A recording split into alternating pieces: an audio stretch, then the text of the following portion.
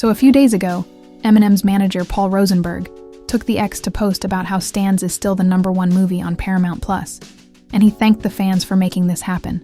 And it turns out that there's more to Stans on Paramount, as Eminem revealed just hours ago on X, thanks to the Stans who made Stans the #1 documentary of all time on Paramount+. Damn. And right now, as it stands, Stan has opened to generally positive reviews as seen on IMDb, where it stands at a 7 after over 2,000 reviews, but the fact that in such a short time it became Paramount Plus's #1 documentary of all time shows that there's still a huge demand for content related to Eminem, especially a tour based on fan requests you find on social media. But as it stands, there's a higher chance of Eminem dropping 3 new albums over the next 3 years than there's a chance for an Eminem tour to happen. Damn.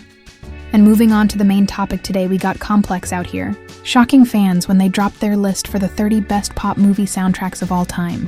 And this came as a shocker. 8 Mile was ranked at #1, and the top 5 goes 8 Mile, Above the Rim, Street Fighter, Judgment Night, and The Show.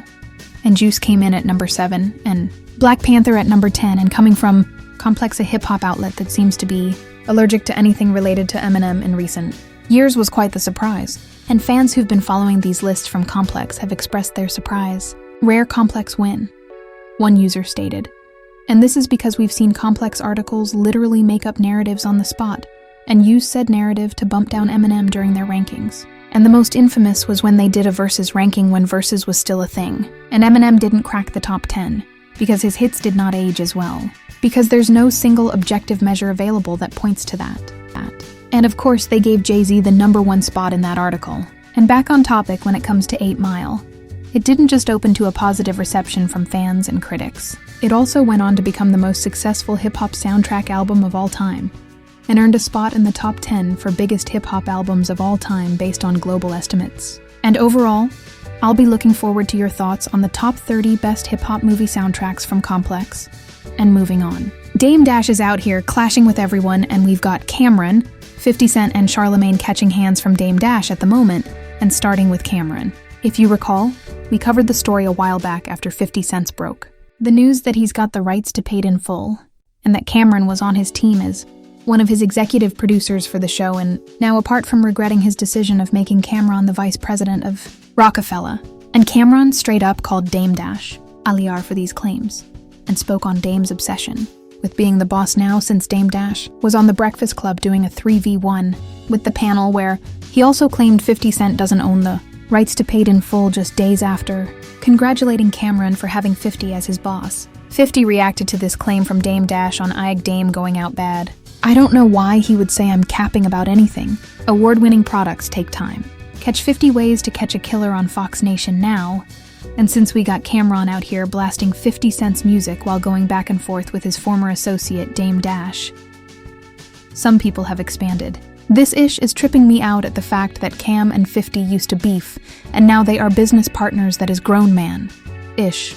Right there. And Dame needs to lay off that boss pride that he thinks he still has, but doesn't anymore. You need help financially. Take the help full. And we got people expanding on how this turned out to be unbelievable. A time traveler from the year 2007 seeing Cam listening to 50, dissing Dame would immediately get back in the capsule and go home. And Dame Dash also set his sights on Charlemagne, where he made some wild allegations that's left social media users in shock. And we saved the best for later, as you'd see in a moment. And the fact that Dame Dash called Wendy Williams Charlemagne's OG has since gone viral on social media platforms. It sparked reactions like he cooked Charlemagne. But the biggest difference between the two of them is the bankruptcy.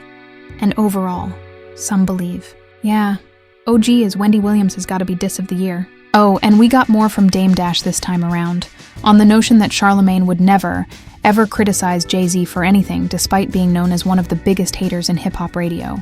And boy, that was tough to watch, and this blew up. I knew Charlemagne was compromised when he said it doesn't matter that Tory Lanez's DNA or fingerprints aren't on the gun, and the prosecutors suppressed it in the trial. Charlemagne being sold his soul to Jay-Z a long time ago. Dame Dash isn't lying, and some people are asking if we noticed. Did y'all hear him deny that Jay-Z isn't paying him? And clearly he chose to instead call Dame Dash broke. And on this note, another user expanded. Keep in mind, payment doesn't only mean money. If that's too far-fetched for y'all to believe, it means favors, connections, relationships as well. These people be paid, And apparently it is not just Charlemagne getting, quote, paid yesterday, should have showed everyone what blogs are on Rock Nation aka Rock Nation's payroll.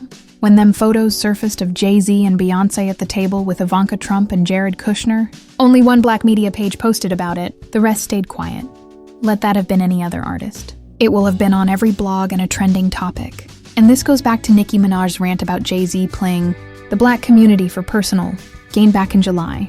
And many people on social media have pointed towards Nicki Minaj damn.